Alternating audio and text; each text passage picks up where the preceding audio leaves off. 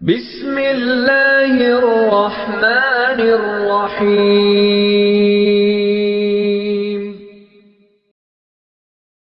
یہ ذلتوں میں پڑے ہوئے لوگوں کو عزتوں کے تاج پہنانے کے لیے کتاب بھیجی گئی ہے۔ یہ در در کے دھکے کھانے والے لوگوں کو ایک در دکھانے کے لیے بھیجی گئی ہے۔ یہ پستیوں میں پڑے ہوئے انسانوں کو بلندیوں کی طرف لے جانے کے لیے کتاب بھیجی گئی ہے۔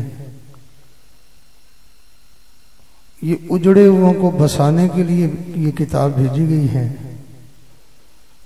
اور اللہ رب العزت سے بچھڑے ہوئے بندوں کو اللہ سے ملانے کے لیے یہ کتاب بھیجی گئی ہے۔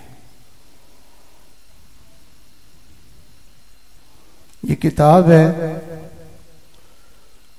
جو دنیا کی زندگی میں بھی انسان کی رہنمائی کرتی ہے،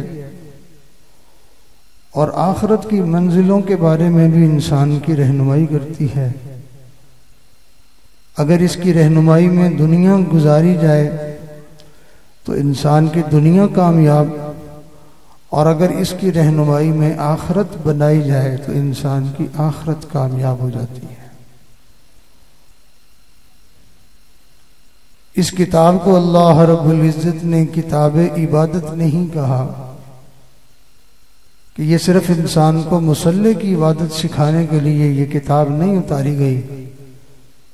بلکہ اس کتاب کو کتاب ہدایت کہا گیا ہے کہ زندگی کے ہر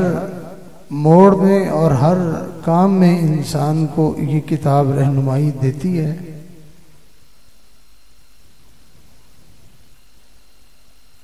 پیدا ہونے سے لے کے مرنے تک پوری زندگی ایک ایک قدم پر انسان کو اس کتاب سے رہنمائی ملتی ہے، بلکہ مرنے کے بعد بھی انسان کو کن مراحل سے گزرنا ہے اور اسے کیا کرنا ہے، اور مرنے کے بعد پھر آگے آخرت میں حشر میں میزان میں پل صراط پہ کیا کیا چیزیں اس کو کام آنے والی ہیں اور کس طرح سے وہ انسان کامیاب ہو سکتا ہے، بالآخر یہ انسان کو جنت میں پہنچا دینے کے لیے یہ کتاب اللہ نے اپنے بندوں کو عطا فرمائی ہے۔ یہ عجیب کتاب ہے۔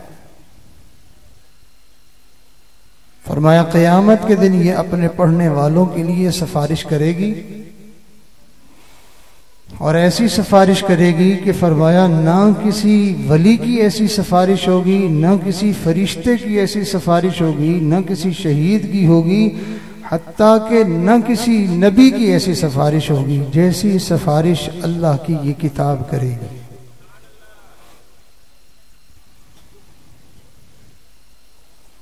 اور یہ اپنے پڑھنے والوں کو معزز بناتی ہے، یہ اپنے پڑھنے والوں کو محترم بناتی ہے، یہ اپنے پڑھنے والوں کو اللہ کے قریب کرتی ہے، اور یہ اپنے پڑھنے والوں کو اللہ کا دوست اور اللہ کا ولی بنا دیتی ہے۔ جس زمانے میں جس قوم نے اس قرآن کے ساتھ اپنا تعلق جوڑا، اس زمانے میں اس قوم نے عظمتیں پائی ہیں، بلندیاں پائی ہیں،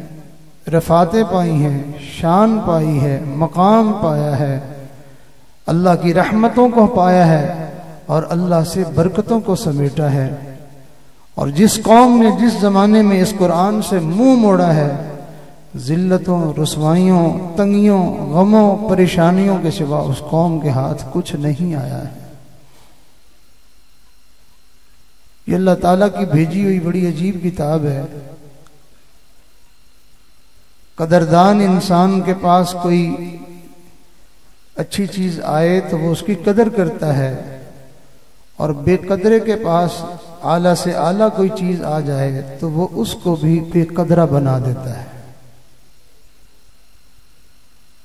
یہی کتاب صحابہ کرام کو ملی، انہوں نے اس سے دنیا کے رخ موڑے ہیں،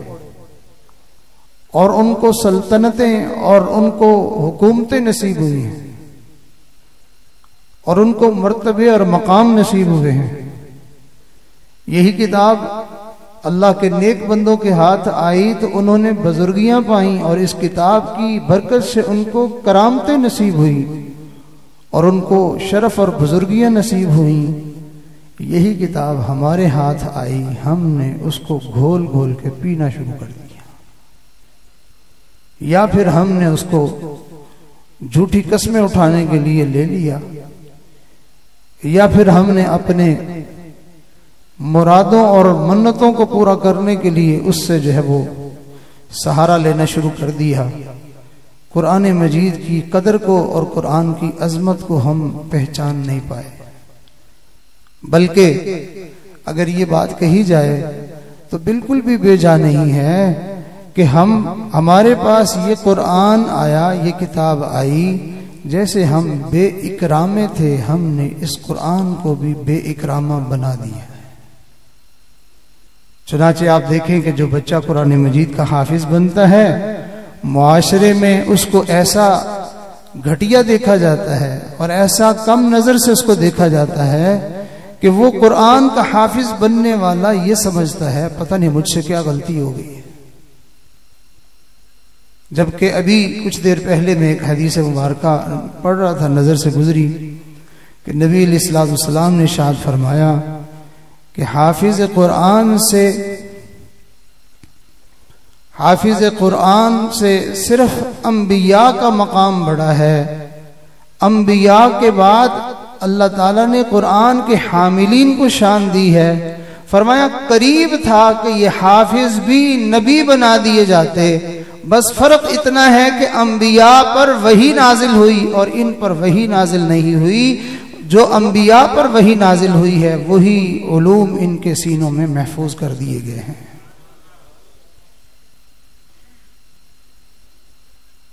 فرمایا جس بندے کو اللہ رب العزت نے قرآن عطا فرمایا، اس کی جس بندے نے قدر کی ہے حافظ قرآن کی، اللہ کے پاک پیغمبر صلی اللہ علیہ وسلم نے ارشاد فرمایا اس نے میں محمد کی قدر کی ہے،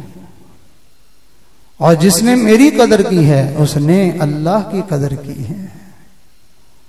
اور فرمایا حافظوں کی قدر میں کمی نہ کرو۔ حدیث میں ہے جب کوئی حافظ قرآن فوت ہو جاتا ہے تو اللہ رب العزت قبر کی مٹی سے ارشاد فرماتے ہیں کہ میں نے اس کے جسم کو تیرے لیے حرام کر دیا ہے۔ قبر کی مٹی اللہ کی بارگاہ میں عرض کرتی ہے اے اللہ میں اس کو بھلا کیوں کر کھا سکتی ہوں کہ جب کہ اس کے اندر تو تیرا قرآن موجود ہے، میری کیا مجال ہے کہ میں اس کو کھا سکوں۔ یہ کتاب اللہ نے اس امت کو ایسی شان والی دی ہے، ایسی مرتبے والی دی ہے کہ حدیث مبارکہ میں آتا ہے کہ جو آدمی اس کتاب میں سے 200 آیتیں روزانہ تلاوت کر لے، جو آدمی روزانہ اس کتاب میں سے 200 آیتیں نازل کر لے، اس کو بھی عذاب قبر سے بچا لیا جائے گا، اور اس کے آس پاس کی 7 قبروں کو بھی اس حافظ کی وجہ سے بچا لیا جائے گا، اور اس حافظ کے والدین کے اوپر عذاب کی تخفیف کر دی جائے گی، حتیٰ کہ ماں باپ مشرک ہی کیوں نہ ہوں اللہ ان کے عذاب میں بھی کمی کر دے گا، ہٹائے گا تو نہیں لیکن اللہ کمی کر دے گا۔ اگر وہ مسلمان ہوئے تو اللہ تعالیٰ اس حافظ کی وجہ سے اس مسلمان ماں باپ کے اوپر سے عذاب کو ہٹا دے گا۔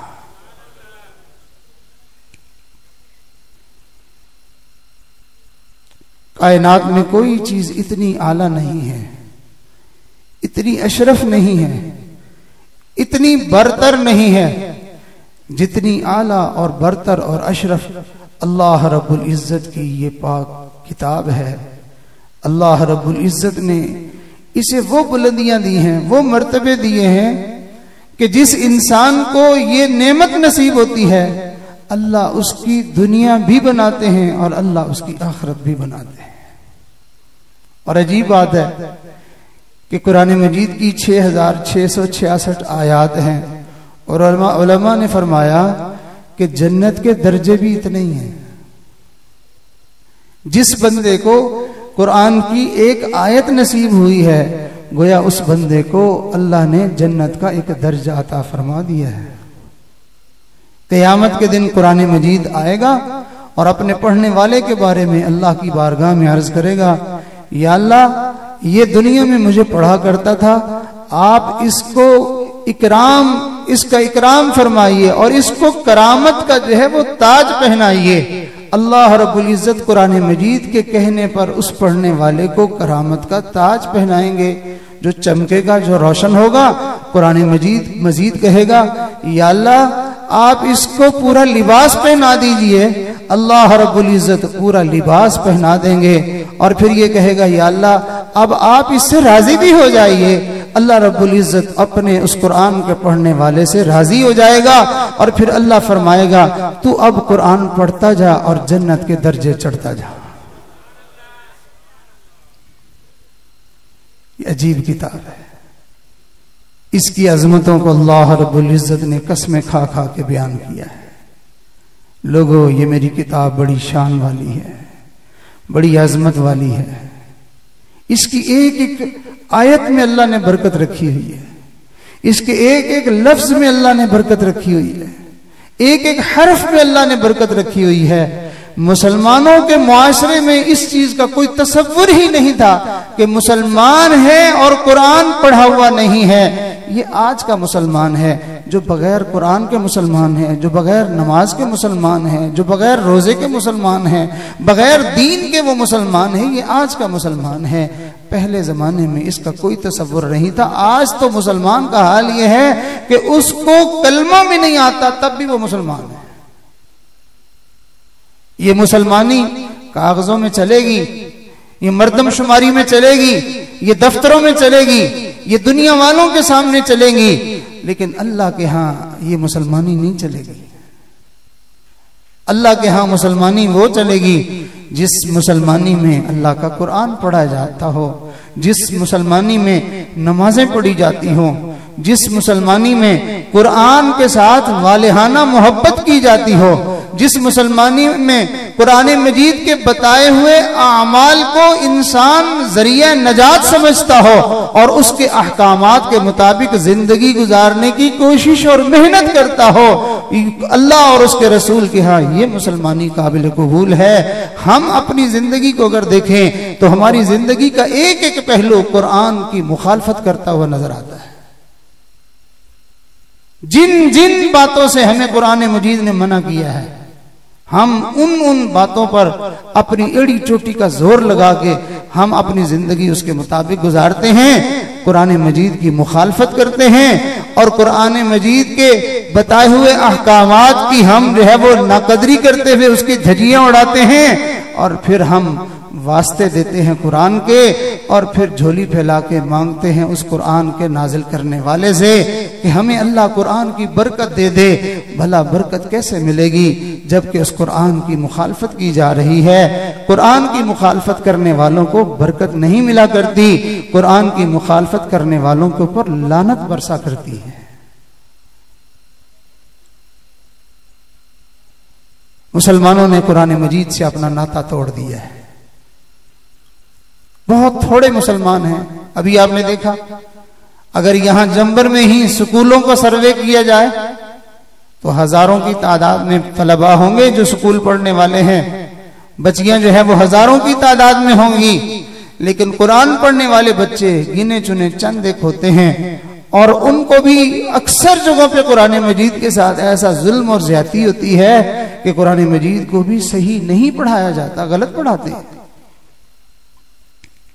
فلانی باجی سے پڑھ لو، فلانی آنٹی سے پڑھ لو اور فلانی سے پڑھ لو، یہ ہے قرآن کے لیے۔ اور اگر ہے ہم نے سکول پڑھوانا تو ہم معیاری اور جو ہے وہ بڑا ہی معتبر بندہ ڈھونڈتے ہیں جس کو اچھی مہارت ہو اور جس کے پاس اچھی ڈگری ہو، اچھی تعلیم ہو، ہم اپنے بچوں کو وہاں بھیجنے کی کوشش کرتے ہیں۔ جب آئے دین کی باری، جب آئے قرآن کی باری ہم ہو جاتے ہیں سادے مسلمان اور ہمیں جو ہے وہ کوئی اتنا زیادہ شعور نہیں رہتا، اور اگر آئے معاملہ دنیا کا ہم بڑے تیز ترار اور سمجھدار بن جاتے ہیں، اور ہمیں معیار کا بھی بڑا پتہ چلنا شروع ہو جاتا ہے، اور ہم بڑی دیکھ پرکھ شروع کر دیتے ہیں، اور ہم اپنے بچوں کے تعلیم کے اوپر پھر اطمینان نہیں کرتے، پھر دائیں بائیں سے اس کے بارے میں معلومات بھی لیتے ہیں کہ بچے کا کہیں وقت تو نہیں ضائع ہو رہا، لیکن قرآن کی باری آئے تو بس ٹھیک ہے آنٹی سے پڑھ کے آ جاتے ہیں۔ جو آدمی قرآن مجید غلط پڑھتا ہے، اگر اس کی بربادی کے لیے دنیا میں اور کوئی چیز بھی نہ ہو، اس کی بربادی کے لیے اور کوئی عمل نہ ہو، اس کا گناہ اور کوئی بھی نہ ہو، تو قرآن مجید کے غلط پڑھنے والے بندے کے لیے قرآن کا غلط پڑھنا ہی اس کی بربادی کے لیے کافی ہے۔ حدیث مبارکہ میں آتا ہے کہ بہت سارے قرآن پڑھنے والوں پر خود اللہ کا قرآن لعنت کرتا ہے، اور ان میں سے فرمایا ایک بندہ وہ کہ جو قرآن مجید کو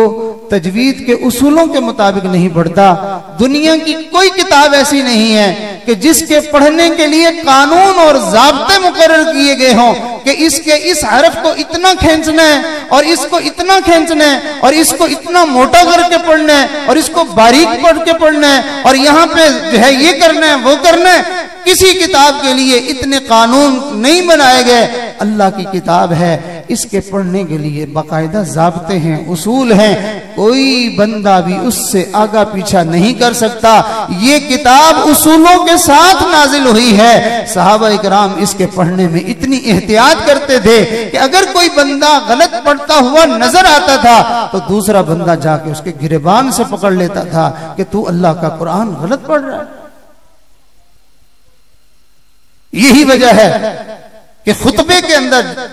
جب جمعۃ المبارک کا خطبہ ہو رہا ہوتا ہے تو نبی علیہ السلام کے فرامین لوگوں کو سنائے جا رہے ہوتے ہیں، تو وہاں ادب یہ ہوتا ہے کہ دائیں بائیں اگر کوئی شرارت کر رہا ہو، کوئی نقل و حرکت کر رہا ہو، کوئی بول رہا ہو، باتیں کر رہا ہو، خلاف ادب کوئی کام کر رہا ہو، تو خطبہ سننے والوں کو یہ حکم دیا جاتا ہے کہ بس خاموشی سے سنو، کسی کو اشارہ کر کے اس کو ٹھیک بھی مت کرو، بس تم خود جو ہے وہ ادب سے بیٹھے رہو، کسی کو کچھ نہ کہو، بس خاموشی سے خطبہ سنو، اس لیے کہ رسول اللہ صلی اللہ علیہ وسلم کا فرمان سنایا جا رہا ہے۔ اور نماز تو پھر اللہ کی بارگاہ میں بندہ کھڑا ہوتا ہے، نماز والا بندہ تو کسی کو کچھ بھی نہیں کر سکتا، اشارہ بھی نہیں کر سکتا، بلکہ اپنی آنکھوں کو تھوڑا سا ٹیڑھا کر کے کسی کی طرف دیکھ بھی نہیں سکتا ہے۔ اتنے ادب کے ساتھ اس کو اللہ کے سامنے کھڑا ہونا ہوتا ہے۔ لیکن نماز کے اندر بھی امام صاحب اگر غلطی سے بھولنے سے قرآن مجید کے پڑھنے میں کہیں غلطی کر رہا ہوتا ہے تو پیچھے والوں کو چپ رہنے کی اجازت نہیں دی گئی،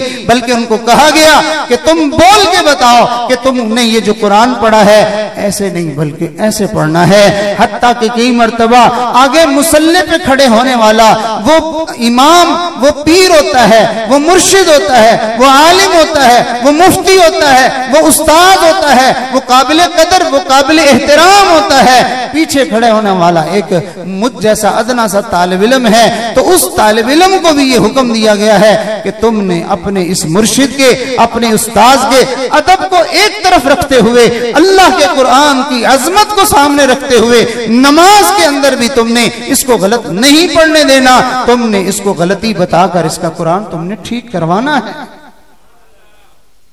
آپ اندازہ لگائیے کہ جس قرآن کو پڑھنے میں اتنی تاکید کی گئی ہے، اتنا اہتمام کیا گیا ہے، مسلمانوں نے اس قرآن کا حشر نشر کر دیا ہے،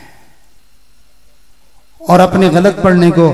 غلط پڑھنا کہتے بھی نہیں ہیں، بلکہ غلط پڑھنے والے کیا کہتے ہیں؟ ہم تو جی سادہ پڑھتے ہیں۔ ایسی سادگی پہ قربان جائیے کہ جس پر اللہ تعالیٰ ہی ناراض ہو جاتے ہیں، وہ سادگی ہوتی ہے؟ ایسی سادگی کیا سادگی ہے کہ جو انسان کو سادگی میں جہنم میں لے جائے؟ ایسی سادگی کوئی سادگی ہوتی ہے کہ جس پر پروردگار ہی بندے سے خفا ہو جائے؟ اس کو سادگی نہیں کہتے، اس کو نادانی کہتے ہیں، اس کو بے وقوفی کہتے ہیں، اور اس کو جہالت کہتے ہیں، اس کو سادگی نہیں کہتے۔ تو قرآن مجید یہ قوموں کو عزتیں دینے کے لیے کتاب آئی ہوئی ہے۔ نبی علیہ السلام نے ارشاد فرمایا ان اللہ یرفع بهذا الكتاب اقواما، اللہ اس کتاب کے ذریعے سے قوموں کو بلندیاں دیتے ہیں، اور اللہ اسی کتاب کے ذریعے سے بعض لوگوں کو پستیاں دے دیتے ہیں، اسی کتاب کے ذریعے سے اللہ لوگوں کو ہدایت دے دیتے ہیں، اور اسی کتاب کے ذریعے سے اللہ لوگوں کو گمراہ کر دیتے ہیں۔ يضل به كثيرا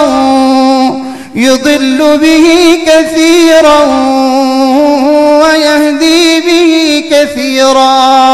وما يضل به إلا الفاسقين۔ اس کتاب سے قرآن کے بے ادب اور خدا سے نہ ڈرنے والے اور قرآن کی عظمت کو دل میں نہ رکھنے والے، اس قرآن سے وہی لوگ گمراہ ہوتے ہیں۔ اور یہ کتاب ضرور ہدایت کا ذریعہ بنتی ہے، کس کے لیے؟ ذالک الکتاب الف لام میم، ذالک الکتاب لا ریب فیہ ھدی للمتقین۔ اس کتاب سے اللہ سے ڈرنے والے لوگوں کو ہدایت ملا ہی کرتی ہے۔ ہاں، اللہ کا ڈر دل میں ہو، اللہ کا خوف دل میں ہو، اللہ کی خشیت دل میں ہو، تو یہ قرآن انسان کے دل کو بدل کے رکھ دیتا ہے۔ لیکن یاد رکھنا، قرآن مجید کے ساتھ جڑنا یہ انسان کے لیے ہدایت کا باعث بنتا ہے، اور قرآن سے دور ہونا یہ انسان کے اجڑنے، برباد ہونے اور گمراہ ہونے کا سبب بنتا ہے۔ آج دیکھیں اتنے فتنے ہیں، کوئی قادیانی بنتا جا رہا ہے، کوئی غامدی بنتا جا رہا ہے، کوئی فلانا بنتا جا رہا ہے، کوئی فلانا بنتا جا رہا ہے۔ یہ اتنی آسانی سے یہ مسلمان بے ایمان کیوں ہوتے جا رہے ہیں؟ اس لیے ہوتے جا رہے ہیں کہ مسلمانوں نے اپنا ناطہ قرآن سے توڑ لیا ہے۔ معذرت کے ساتھ یہ بات قرآن سے دور ہونے والا جو معاملہ ہے، یہ جو چال ہے، یہ آج کی نہیں ہے، یہ شروع سے چلی آ رہی ہے۔ اس زمانے کے کافروں نے بھی اللہ سے اور اسلام سے اور محمد الرسول اللہ سے دور رہنے کے لیے انہوں نے بھی یہی کہا تھا کہ قرآن نہ سننا، تم اس کے قریب نہ جانا، یہ تم نے سن لیا، یہ تم نے پڑھ لیا، یہ کتاب ہی ایسی ہے، اس میں نور ہی ایسا ہے، اس میں برکت ہی ایسی ہے، اس میں کچھ روحانیت ہی ایسی ہے، اس کے اندر کچھ کشش ہی ایسی ہے کہ جو اس قرآن کو پڑھتا ہے وہ اپنا دل اللہ کو دے بیٹھتا ہے، وہ اللہ کا عاشق بن جاتا ہے، وہ اللہ کا چاہنے والا بن جاتا ہے، وہ محمد الرسول اللہ کا غلام بن جاتا ہے، وہ اللہ کا دوست بن جاتا ہے۔ اگر اس سعادتوں سے محروم کرنے کا کوئی حربہ کافروں کے پاس اس زمانے میں تھا یا آج کے زمانے میں ہے تو وہ یہی ہے کہ قرآن نہیں سننا، قرآن نہیں سننا۔ لہذا آپ دیکھیں گے بڑے واعظین، بڑے خطیب اور بڑے جو ہے وہ خوش الہانی میں ادھر کے ادھر کے قصے، کہانیاں اور پتہ نہیں طرح طرح کی باتیں بتاتے رہیں گے، لیکن مجال ہے قرآن مجید کی کوئی آیت پڑھ کے سنا دیں؟ اور قرآن سے بڑھ کر انسان کی رہنمائی کے لیے اور انسان کے دل پر اثر کرنے کے لیے اور چیز ہو کیا سکتی ہے؟ آپ دیکھیے نا، ایک ہے میرے جیسا عام طالب علم کوئی واعظ و نصیحت کرے تو اس کی بات میں کیا اثر ہوگا، اور ایک ہے کہ کوئی بڑا عالم، بڑا متقی آدمی وہ بات کرے اس کی بات میں اثر ہوگا، اور ایک ہے کوئی اللہ اور اس کے رسول کا عاشق اور بڑے درجے کا ولی وہ واز کرے تو اس کے واز میں کیا اثر ہوگا؟ لوگوں کے تو دل چرنے کو آ جائیں گے۔ حضرت شیخ عبد القادر جیلانی رحمت اللہ علیہ نے ایک مرتبہ واز فرمایا تھا، اللہ کے خوف کے بارے میں پورا مجمع چیخ و پکار کر رہا تھا، اور کتنے لوگ وہیں حضرت کے واز کو سن کے مر گئے تھے، اور بہت سارے لوگ بے ہوش ہو کے پڑے ہوئے تھے۔ یہ ایک اللہ والے کی زبان سے نکلنے کی ایسی تاثیر ہے۔ اور اگر واز کرے کوئی صحابی، تو دو صحابی تھے، وہ کافر کے پاس گئے اور اس کو جا کے انہوں نے کوئی لمبی چوڑی تقریر نہیں کی، بلکہ اس کے سامنے بیٹھ کے قرآن مجید کی چند آیتیں پڑھی، ایک آیت پڑھی، دوسری پڑھی، تیسری پڑھی، وہ سن کے اس کے اوپر ایسا اثر ہوا، اس نے کہا مجھے مسلمان کرو، وہ فوراً مسلمان ہونے کے لیے تیار ہو گیا۔ اور ایک واز ہے جو اللہ کے حبیب صلی اللہ علیہ وسلم واز فرمائیں، اس میں کیا اثر ہوگا؟ تو اب آپ اندازہ لگائیے، ایک واز وہ بھی ہے جو خود اللہ نے کیا ہے اور اس کا نام قرآن ہے۔ اب آپ اندازہ لگائیں، بزرگوں کی واز کو سن کے پڑھ کے زندگی بدلتی ہے، رسول اللہ کا واز سن کے دلوں میں ایمان جگمگا اٹھتا ہے، اللہ کے واز کو سن کے انسان کا ایمان ٹھاٹھے مارنے لگ جاتا ہے۔ اسی وجہ سے قرآن مجید میں اللہ تعالیٰ نے ایمان والوں کے بارے میں ارشاد فرمایا کہ جب ان ایمان والوں کے سامنے میرے قرآن کی آیتیں پڑھی جاتی ہیں تو ان کے دل کی دھڑکنیں اللہ کی محبت میں تیز ہو جاتی ہیں۔ انما المؤمنون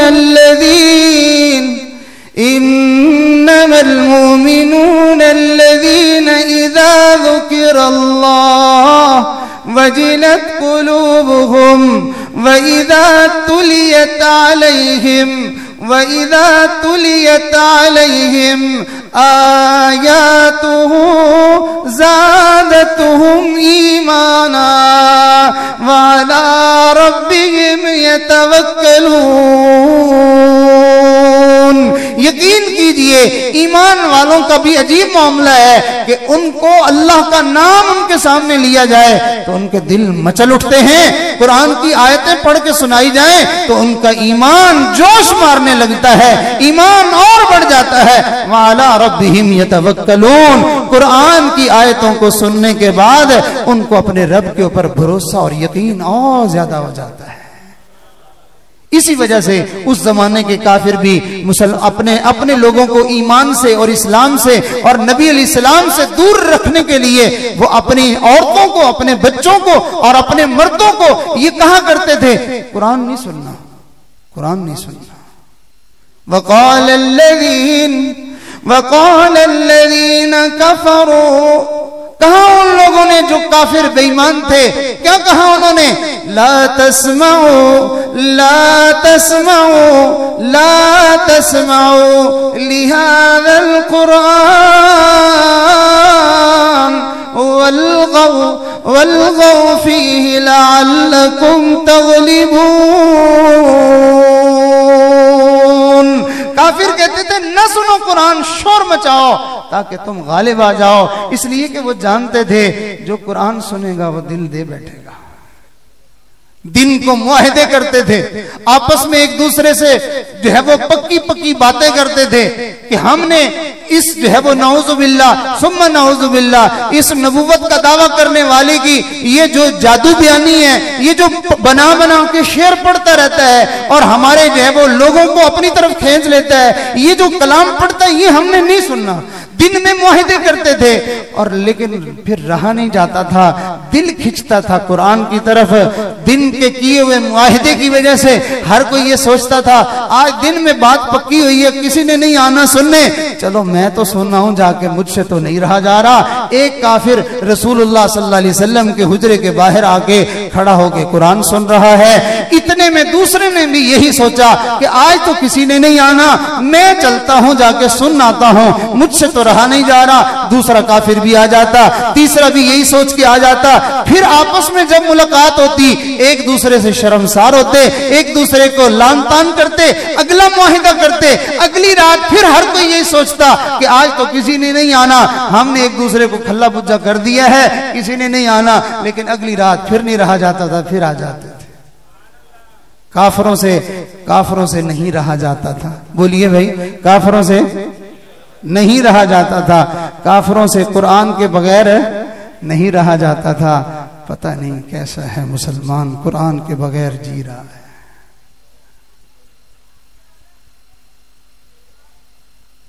سارے کاموں کے لیے ٹائم ہے۔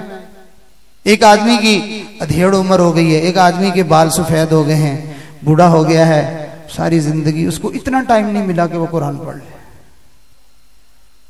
جس قرآن کے پڑھنے پر اللہ رب العزت کے رحمت کے فرشتے آسمانوں سے اتر آتے ہیں، اس قرآن کو پڑھنے کے لیے مسلمان کے پاس جو ہے وہ وقت نہیں ہے۔ جس کے پڑھنے سے برکتیں بارش کی طرح اترتی ہیں، جس کے پڑھنے سے رحمتوں کی برسات شروع ہو جاتی ہے۔ فرمایا وَإِذَا قُرِئَ الْقُرْآنُ وَإِذَا قُرِئَ الْقُرْآنُ فَاسْتَمِعُوا لَهُ وَأَنصِتُوا لَعَلَّكُمْ تُرْحَمُونَ۔ جب پڑھا جائے قرآن کان لگا کے سنو، خاموش رہو۔ اللہ پھر کیا ہوگا؟ فرمایا دیکھنا ہماری رحمتیں کیسے برستی ہیں تمہارے اوپر۔ آج مسلمان کے گھر سے ٹی وی بجتی ہوئی آواز آتی ہے، ناچ گانے کی آواز آتی ہے، طرح طرح کے لغویات اور فضولیات کی آواز آتی ہے، لیکن مسلمانوں کے مرد، مسلمانوں کی عورتیں، نوجوان، بوڑھے سارے کے سارے بغیر قرآن پڑھے یوں ہی مرتے جا رہے ہیں، اور بغیر قرآن پڑھ کے مرے، اب جا کے قبر میں ان کو ڈال دیا، اب باہر والے جو زندہ ہیں ان کو بھی قرآن پڑھنے کی توفیق نصیب نہیں ہو رہی۔ اب افسوس ہو رہا ہے، بیٹھے ہوئے سارے اس کے مرنے کے بعد، کوئی ادھر کی ہانک دیتا ہے، کوئی ادھر کی ہانک دیتا ہے، کوئی سیاست کی بات، کوئی ادھر کی بات، کوئی ادھر کی بات۔ ارے ان باتوں سے اور اس طرح کے افسوس سے اس مرنے والے کو کیا فائدہ ہوگا؟ اور ہم لوگوں کو دکھانے کے لیے ادھر سے بھیک مانگی، او جی کچھ پڑھا ہوا قرآن ہے، اور پھر اعلان کر دیا، او جی مولانا صاحب ذرا بتا دو کہ بھی آج ہم اتنے قرآن بخش رہے ہیں۔ سبحان اللہ، سارا ڈھونگ رچایا ہوا ہے، سارا مکر کیا ہوا ہے۔ کیا یہ طریقہ ہوتا ہے؟ زبان کہاں چلی گئی ہے؟ یہ قرآن کیوں نہیں پڑھتی ہے؟ 3 دفعہ سورہ اخلاص پڑھنے سے انسان کو ایک پورے قرآن پڑھنے کا ثواب مل جاتا ہے، 1 مرتبہ یاسین شریف پڑھنے سے 10 مرتبہ پورا قرآن پڑھنے کا بندے کو ثواب مل جاتا ہے، 1 سورہ الہاکم التکاثر پڑھنے سے 1/4 قرآن کے پڑھنے کا ثواب مل جاتا ہے۔ اللہ نے کیسی برکتوں والا قرآن اس امت کو عطا فرمایا ہے، لیکن یہ امت ہے کہ یہ مال کے پیچھے، یہ چیزوں کے پیچھے، اور یہ جائیدادوں کے پیچھے، اور یہ کارخانوں کے پیچھے، اور اپنی زندگی کی عیاشی کے پیچھے پاگل ہوئی پھرتی ہے۔ اور اللہ قرآن میں کیا فرما رہے ہیں؟ یا ایھا الناس قد جاءتکم موعظہ من ربکم وشفاء لما فی الصدور وہدی ورحمۃ للمؤمنین قل بفضل اللہ وبرحمته فبذلك فليفرحوا هو خير مما يجمعون۔ لوگوں تمہارے پاس ایک ایسی کمال کی چیز آئی ہے جو دلوں کے گند کو، دلوں کے روگوں کو دھو کے رکھ دیتی ہے، شفا دل میں ڈال دیتی ہے، بغض نکل جاتا ہے، تکبر نکل جاتا ہے، حسد نکل جاتا ہے، کینہ نکل جاتا ہے، عداوت نکل جاتی ہے، دشمنیاں نکل جاتی ہیں، لوگوں کی حقارتیں نکل جاتی ہیں، لوگوں کی نفرتیں دلوں سے نکل جاتی ہیں، دنیا کی لالچ، ہوس اور ہرس نکل جاتی ہے۔ دلوں کو مانج کے صاف ستھرا کر کے اللہ کی محبت سے یہ قرآن دلوں کو چمکا کے روشن اور منور کر دیتا ہے۔ ایک تمہارے پاس ایسی چیز آئی ہے، ایسی کتاب آئی ہے، شفاء لما فی الصدور، سینوں کو شفا ملتی ہے، وہدن اس سے ہدایت ملتی ہے، رحمت مل یفرحوا قل بفضل اللہ، یہ تو اللہ کا فضل ہو گیا کہ اتنا بڑا انعام مل گیا، خوش ہونا چاہیے اس نعمت کے ملنے پر۔ ہوا خیر مما یجمعون، لوگوں تم دنیا میں جو سمیٹنے میں لگے ہوئے ہو، ساری کائنات کی دولتیں، عزتیں، حکومتیں ساری ایک طرف ہے، یہ جو قرآن تمہیں ملا ہے ان تمام چیزوں سے سب سے زیادہ بہتر ہے۔ مگر مسلمان کہتا کی ہویا حافظی بنیا نا، کی ہویا مولوی بن گیا، جی قبر میں جا کے پتہ چلے گا۔ قیامت کے دن جب لوگ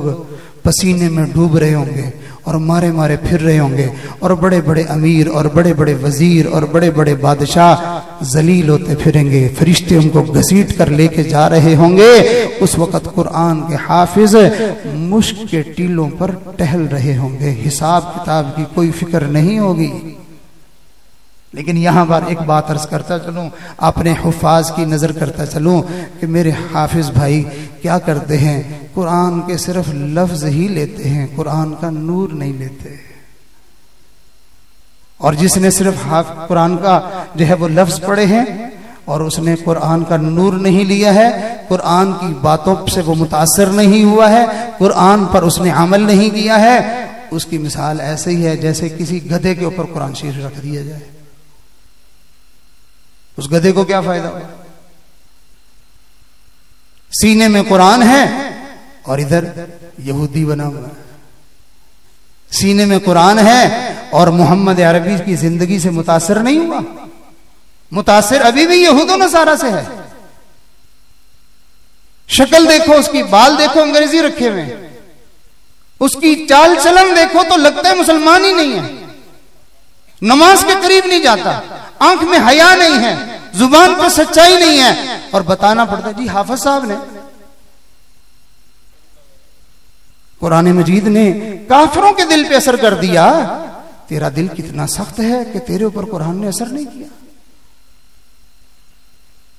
ایک انگریز نے اپنے علم کی بنیاد پر، وہ عربی جانتا تھا، اس نے عربی سے انگریزی میں ترجمہ کرنا شروع کیا، کافر تھا، اس نے ترجمہ کرنا شروع کیا، ابھی چند پاروں کا اس نے ترجمہ کیا تھا، قرآن نے اس کے اوپر ایسا اثر ڈالا کہ یہ کلمہ پڑھ کے مسلمان ہوا اور پوری کی پوری زندگی اسلام کے مطابق ہو گئی۔ بھلا وہ بھی کوئی بندہ ہے کہ جس نے قرآن کے 30 پاروں کو ہضم کر لیا ہے اور اس کی شکل صورت میں اسلام نظر نہیں آتا ہے۔ یہ قرآن ایسا متاثر کرنے والا ہے کہ کافر جو اس کی مخالفت کرتے تھے، جو اس کے بارے میں اس کو ماننے کو لیے تیار نہیں تھے، ان کافروں کے سرغنے سے، سردار سے پوچھا کسی نے کہ تو قرآن کے بارے میں کیا کہتا ہے؟ یہ جو پڑھا جاتا ہے، یہ جو آیتیں پڑھتے ہیں، تو ان کے بارے میں کیا کہتا ہے؟ انہو فکر وقدر فقتل کیف قدر ثم قتل کیف قدر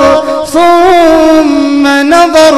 ثم عبس وبصر ثم ادبر واستكبر فقال ان هذا الا سحر يؤثر ان هذا الا قول البشر۔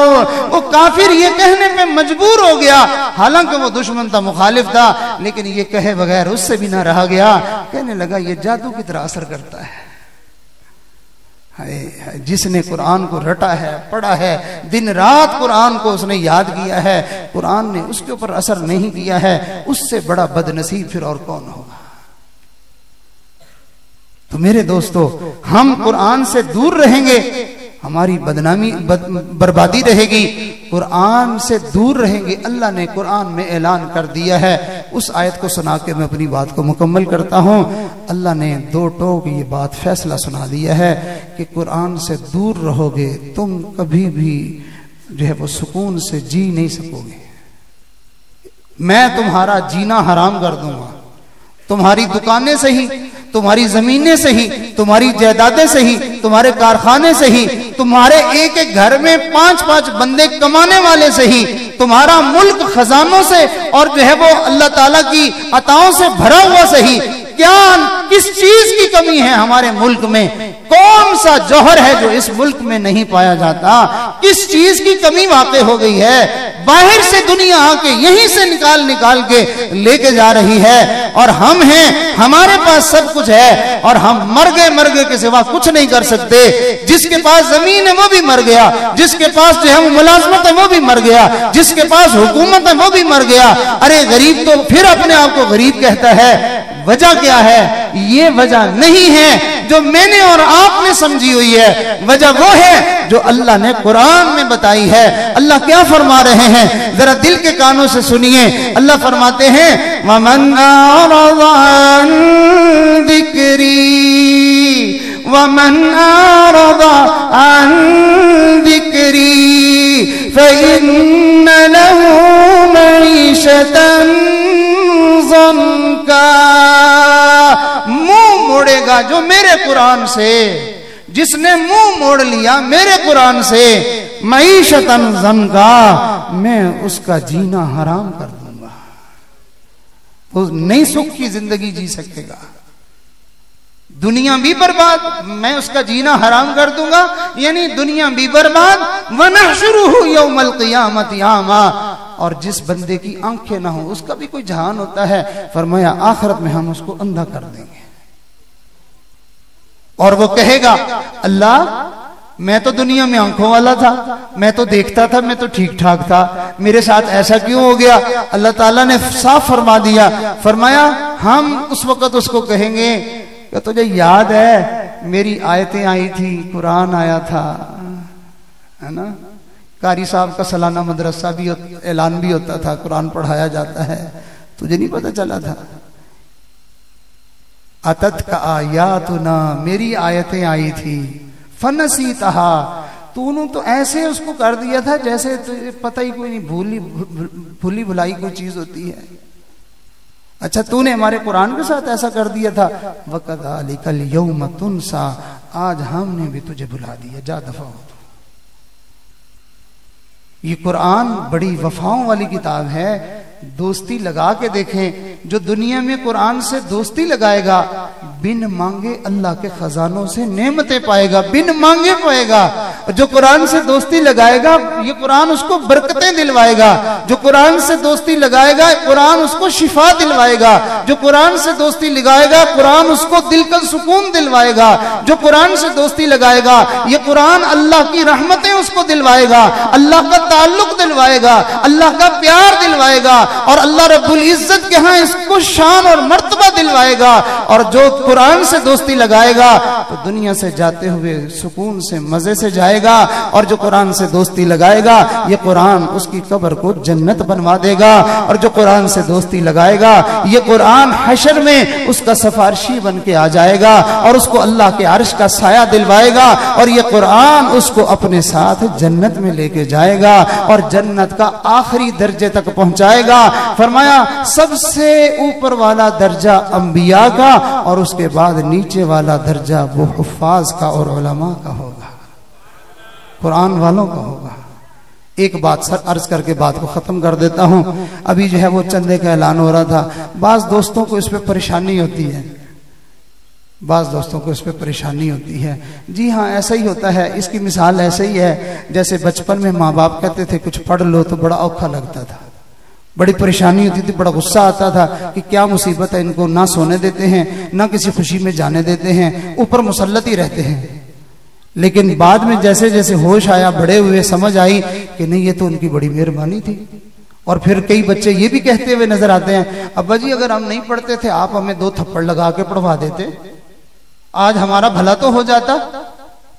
بالکل اللہ کی قسم، قیامت میں جب ان لوگوں کے یہ بار بار اصرار پر جو ہم نے اللہ کے قرآن پہ خرچ کیا ہوگا نا، قیامت میں ہم کہیں گے تم صرف اصرار ہی کیوں کرتے تھے، ہمارے ساتھ زبردستی بھی کر لیتے تم۔ حدیث میں آتا ہے جس بندے نے کسی حافظ قرآن کو لقمہ دیا، کھانے کو کچھ دیا، اس کو پینے کو کچھ دیا، اس کو اس وجود میں وہ لقمہ گیا ہے، فرمایا جتنے قرآن کے حرف اس کے دل میں ہیں ہر حرف کے بدلے 10 نیکیاں اللہ اس لقمہ دینے والے کو عطا فرمائے۔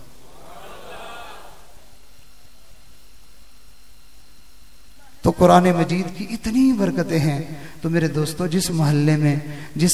گلی میں قرآن مجید کے مکتب ہوتے ہیں تو دوست اپنے لیے سعادت سمجھا کریں۔ ہم گھروں میں بیٹھ کے ٹی ویاں دیکھتے ہیں، فلمیں دیکھتے ہیں، ڈرامے دیکھتے ہیں، نمازیں چھوڑتے ہیں، نہ جانے لڑائیاں جھگڑے گالم گلوچ اور جھوٹی گواہیاں اور کیا کیا بدکاریاں اور کیا کیا گناہوں کے کام ہوتے ہیں۔ اللہ کا قہر اور اللہ کا عذاب محلوں کی طرف، بستیوں کی طرف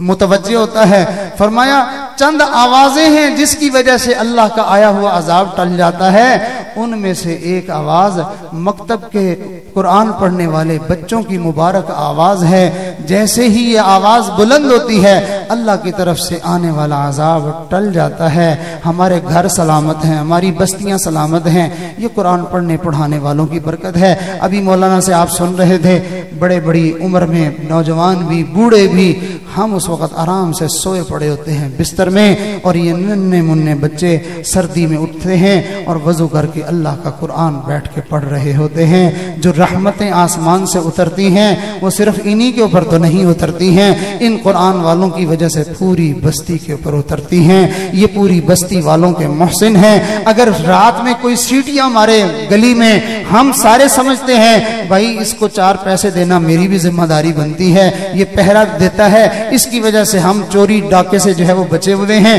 ہماری حفاظت ہو رہی ہے۔ اور جن بچوں کی وجہ سے، جن پڑھنے پڑھانے والوں کی وجہ سے اللہ کی لعنت سے اور اللہ کی ناراضگی سے اور قہر سے اور عذاب سے ہم بچے ہوئے ہیں، تو کیا ہمیں ہمارا حق نہیں بنتا کہ ہم ان کی تائید کر دیں، ان کا حوصلہ بڑھا دیں اور ان کا تعاون کر دیں، اور ان کو جو ہے وہ کچھ کھانے پینے کے لیے مہیا کر دیں، تاکہ ہماری محبتیں ان کے ساتھ شامل ہو جائیں، ہمارا تعاون ان کے ساتھ شامل ہو جائے۔ ہمیں چاہیے ہم ان پڑھنے پڑھانے والوں کی خدمت بھی کریں، اپنے بچوں میں سے بھی اپنے بچوں کو قرآن پڑھنے میں لگائیں، اور اگر اپنے بچے اللہ نے نہیں دیے ہیں، اپنے عزیز رشتہ داروں میں سے کسی کے بچے کو تیار کریں، قرآن پڑھنے پہ لگائیں، اس لیے کہ آپ نے کسی ایک حافظ کو بھی تیار کروا دیا اور وہ اللہ کا نیک بندہ بن گیا، قرآن مجید کا نور اس کے سینے میں اتر آیا، وہ عامل قرآن بن گیا، وہ حافظ قرآن بن گیا۔ یہ آپ کو قیامت کے دن جب فرشتے آپ کو جہنم میں گھسیٹ کر لے کے جا رہے ہوں گے، یہ آگے بڑھ کے ان سے چھڑوائے گا، اور اللہ کی بارگاہ میں جو اللہ نے اس کو اختیار دیا ہوگا کہ 10 جہنمی جن کے اوپر جہنم واجب ہو چکی ہوگی، ان میں سے ہمارا بھی یہ نام لے کے ہمیں جو ہے یہ بخشوانے کا سبب اور ذریعہ بن جائے گا۔ اللہ رب العزت آپ حضرات کا قرآن مجید کے ساتھ یہ تعلق اپنی بارگاہ میں قبول فرمائے، اور مدرسے آباد رہیں اور قرآن والے شاد رہیں، قرآن کی آوازیں دنیا میں بلند ہوتی رہیں اور قرآن کی صدائیں گونجتی رہیں۔ جب تک قرآن رہے گا تب تک جو ہے یہ زمین و آسمان رہے گا، جب تک قرآن ختم ہو جائے گا قیامت بعد میں آئے گی، پہلے قرآن اٹھا لیا جائے گا۔ فرمایا قیامت سے پہلے اللہ تعالیٰ